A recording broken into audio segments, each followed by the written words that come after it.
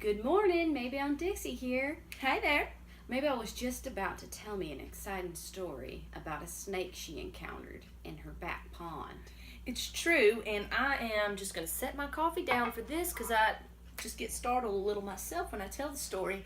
So I do have a pond in my backyard, Yes. and there was a snake that I had seen appearing. It was intruding on my property because, I'm fine with snakes outside of a certain parameter, but once they get inside the parameter of my dwelling area, see, that's mine. Yeah. And so I got to show them who's boss. And so I'm going to kill them. I don't care what kind they are, I'm going to kill them. That's what I got to do. Get rid of them. Get rid of them because that's my space. So go show them who's in charge.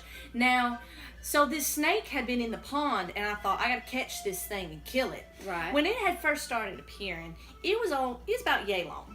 I'd give it 12 inches or so. Sure. And that little bugger's fast. I mean, I have a net on a stick, long one, and that's for catching the fish, but I was going to try to catch this snake with it, Right. But it was just, the thing was so fast I could never catch it. But then I didn't see it for a while, and I thought... It's gone? That's what I thought. I thought it's gone, but I was wrong. I was wrong. That thing showed up again. Oh my goodness. Like to scare me to death. Because sometimes we have to add water to the pond, okay? Right. Because the evaporation issue. And so I've gone to put the hose pipe in there. I set it down. Yeah. And as I step back, this snake darts out from just where I have laid down the hose pipe. I kid you not. This is a true story. And it darts out. And that thing is no 12 inches anymore. No. Yeah. I'm telling you, the thing was, it was a good... Maybelle. It was over 3 feet. My goodness. It was over 3 feet long. And the thing, I took a good look at it. Come to find out, you wouldn't believe what kind it is. What kind was it? Copperhead. Oh my goodness. It's a copperhead. And that thing, you know what got me looking for it though? I'd actually been looking for the thing again when it did appear. Yes. I just missed it. Our fish, we have koi fish. Yes. There were less of them. I had noticed there were less and less. That thing had been eating fish. Oh and my so I was real concerned about it because the population in the pond was going way down. And so I'd look for it. Now I found it, or it found me rather, and it's jumped out there, and now I can't catch a thing. I wouldn't touch that thing with the 10-foot pole anymore, because the thing is big and it's a copperhead, and those things jump, and I don't want anything to do with it. So anyway, I call Critter Ritter. Critter Ritter. They come out. They said they'll catch any kind of critter. So it was a holiday weekend. They send out somebody as soon as the holiday weekend is over. They said, well, we'll make the soonest appointment possible. It's 7 a.m. on Tuesday morning is when they send someone out. And someone shows up. You wouldn't believe the guy's name. What's his name? Hunter. His name was Hunter, and I thought, boy, this kid, he got the job easy, didn't he? He just put his name at the top of the application, and they said, we'll take you, Critter Ritter, we hunt, you're Hunter. Hired. So he's got the job, hired, that's right. And so Hunter shows up, but now I'm astonished with what Hunter was wearing when he showed up, because I have told Critter Ritter, I said, I have got a copperhead in my pond, and the thing is over 3 feet long. Would you please send someone out here? And they said, yes, ma'am. And I'm thinking this guy's going to come in some kind of wading suit or something. Yeah. I tell you what, Hunter came, he's wearing tennis shoes, khakis, and a polo shirt and a little ball cap. Oh, goodness. And I thought, he doesn't know two things about how to hunt a copperhead. Right. But, I'm paying him $200. He can do what he wants with that $200. Sure. So, he gets back there, and I'm thinking, I'm real concerned because at this point he's wearing tennis shoes, and I'm thinking, you need boots, Hunter. You're getting out here in the high grass. In the high water, too. And in the high water. And you got tennis shoes on, and I'm not talking about boots, I'm talking about he needs boots, and he hadn't got them, and I'm concerned for him. Or boots, that's right, I'm talking about. And so he gets out there, and he's got one of those things that's got the claw on the end of it. Right. He's out there. He says, where do you think it is? I said, well, I've seen it there, and I've seen it there, and I've seen it there. He gets out there. He's prodding in the grass, and he says, well, I think it might be over here.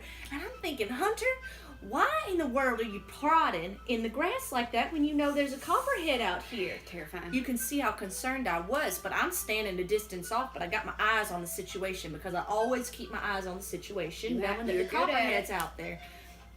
So he's out there and I'm concerned. He said, well, it's not here. And so he comes out and he says, I can't find it. The thing is, you know, snakes don't come out this time of morning. And I'm thinking, my goodness, why'd they make an appointment for me at 7 a.m. in the morning? For a snake hunt. For a snake hunt. That's what I'm saying. Because they know snakes don't come out at 7 a.m. It's too cold. He said it himself, and I thought, this is crazy. So then he said, this is what I'm going to do. I'm going to come back Thursday, midday, and I'm going to sit out here and kind of watch for it. But in the meantime, I'm going to set out a sticky pad, right? Okay. And it's kind of like what they catch the rodents with, but it's bigger. Goodness. He said, I'm going to set out one of these. And he said, sometimes this will catch them. Usually it won't, but sometimes it will. So I'm going to set this out here. I said, okay, Hunter. And then he said, I've got this net that I can set down in here. It's a minnow catcher. Yeah. And they put minnows or goldfish in it. He says sometimes the snake will go in to try to get the fish, and he gets stuck. Be caught. And he said, now sometimes they don't. He said, but I hadn't got any fish, so he likely won't go in here. And I'm thinking, well, I don't know why he's putting the net in there, but thank you, Hunter. Go on, put it in. So he puts the net in the water. So I've got a net without the fish, and I've got a sticky pad that probably won't catch it. And I'm gosh, seems promising. I know I'm concerned at this point because I've got an over 3 foot copperhead in my backyard. And he says, here's the thing, I'm going to go get my flashlight. I'm going to check a couple more spots before I leave. Okay. So he goes and gets his flashlight. And we've got this drainage pipe that runs off of it, okay? Oh. And he said, I think he might be in there. Oh.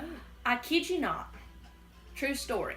Hunter lays down on the ground. He puts his face down to the pipe and shines the light in. And I'm thinking, oh my Hunter! Hunter, you think it's copperheads in there and you got your snake on, you got your head right there on the hole where you think the snake's going to come out. Ready to be bit. She's trying to get bit in the face. And I thought his cap was going to fall in the water too. He didn't. Well. He didn't. He came up, he said, well, snake hadn't been in there. It's all cobwebs straight through. So I thought, well, at least it didn't get his face. Yeah.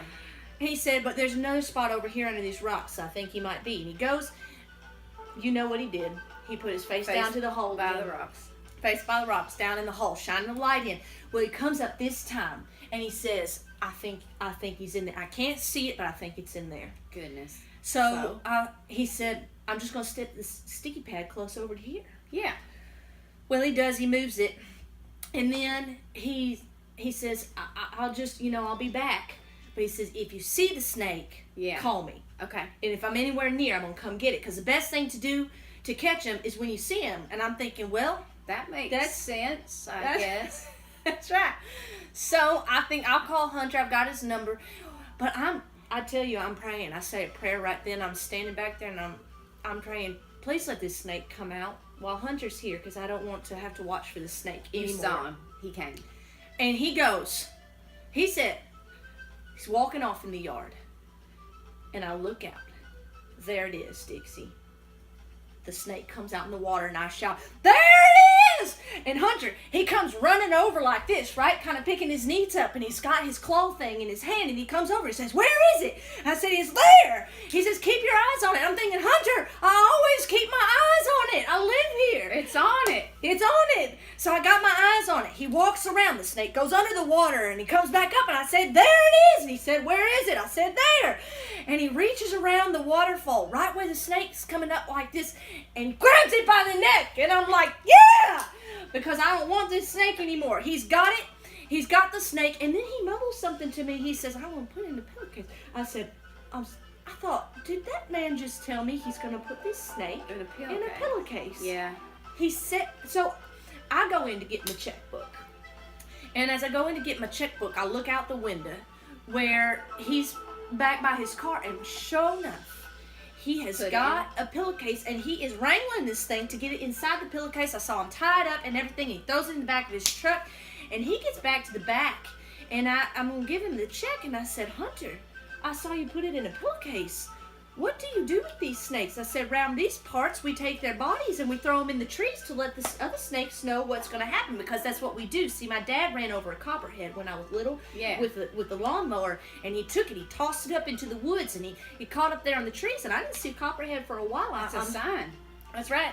So that's what we do. And he said, no, we've got 3 properties where we go and release these on. And I'm thinking, don't tell me about Lord of mercy, I hope they're not anywhere near me, because if there's 3 properties, I don't want it to be down the road from me where you're releasing all your critters. So, not ridding my property of any critters that way. But anyway, he took it off, and that's how Hunter got the copperhead at my house. And it really was an interesting day for me. And to tell the truth, I haven't seen another copperhead in the pond since then. Well, that's awesome. Yeah. I'm so glad you found Hunter. Yep. While we've got you here, though, we just want to remind you that we've got a variety show coming up with a lot of great acts. Going to be a lot of wonderful people there, beautiful people, and we'd love to have you there. You should check it out. All right. See you.